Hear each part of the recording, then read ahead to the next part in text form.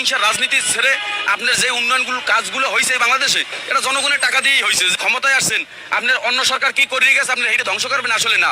আপনার রাজনীতির জায়গায় রাজনীতি করেন, কোনো প্রতিহিংসা করিয়া আপনার এদেশের উন্নয়নমূলক কাজগুলো ক্ষতি করেন না। খালটা খনন করে যে মাটিটা আপনার যে একজন ভূমিহীনের বাড়ির উপরে পড়ে, তার ঘরের উপরে, তার চালের উপরে পড়লে আসলে সে ক্ষতিগ্রস্ত হইবে, এটা কিন্তু সে জানিয়েই করতে আছে।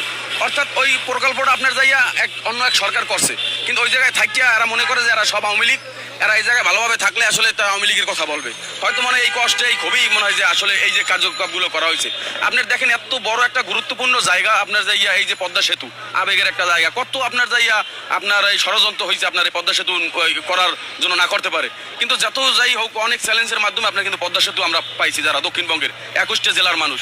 কিন্তু আজকে পদ্মা সেতুর গোড়ার এই যে পিলারের নিচের যে মাটি কাটার আপনারা দেখছেন, যারা মিডিয়ার লোকজন আছেন বা সচেতন যারা মানুষ আছেন এই বাংলাদেশের, সবাই কিন্তু আপনার মোবাইল চালায়, ফেসবুক চালায়, ইউটিউব চালায়, সবাই দেখতেছে।